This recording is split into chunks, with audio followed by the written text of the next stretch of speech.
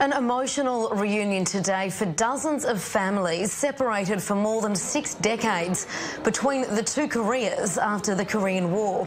Siblings long assumed dead and parents who were separated from their children have come face to face for the first time since the 1950s. Here, a mother who was 20 years old when separated from her son, seeing each other for the first time in 68 years after being split on either side of the demilitarised zone. Now, it's inside this zone, the mother and son finally locking eyes and arms again today. Families embracing, and many cried to the point of being unable to speak for several minutes. Here you can see two sisters and a brother meeting again. Some 330 South Koreans from 89 families, many of them in wheelchairs, gathering with some 185 lost relatives from North Korea, showing each other family photos. But the reunions are only brief, just 11 hours, with South Korean President Moon Jae-in, who's also a member of a separated family, saying the reunion should be sharply scaled up and held regularly. Now, Managing Editor at 38 North, Jenny Town, joins me from Washington, D.C. Jenny, a pleasure to have you with us. First of all, these reunions started in the year 2000, but this is the first that we've seen since 2015. What is the agreement between the Koreas? Well, you know, part of the agreement is to improve inter-Korean relations, and I think this is a big part of that. It's also a part of stepping up the humanitarian work between the countries as well. And this is always one of the first things that the South Koreans will ask for when it comes to improving inter-Korean relations, because it is such an emotional issue, and because these families have been separated for almost 70 years, and really are yearning to have some sense of what happened to their family members. And further to that, many of these people haven't seen nor heard from their family members since the Korean War broke out 68 years ago.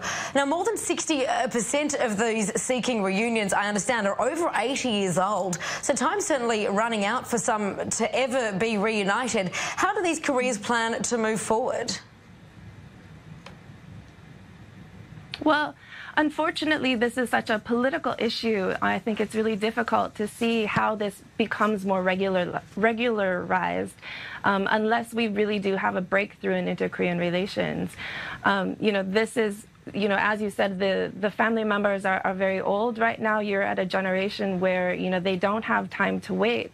But these visits are really only a one-off. They don't have contact with their family beforehand to know what happened to them, and they don't have contact with their family afterwards either. So there's a lot of work that needs to be done to create a mechanism for all of the families, not just a select few, to have some kind of contact with their family in the North. But unfortunately, a lot of the political relations are really contingent on how inter-Korean economic cooperation moves forward as well, in order to really transform the relationship between the two Koreas. And right now, without sanctions relief for South Korea, you know, there's very little room for them to maneuver without running into violations of either international or unilateral sanctions regimes. All right, and of course, we're less than 2 months since that Trump-Kim summit in Singapore. What progress have we seen insofar as either leader moving closer toward their understood goals?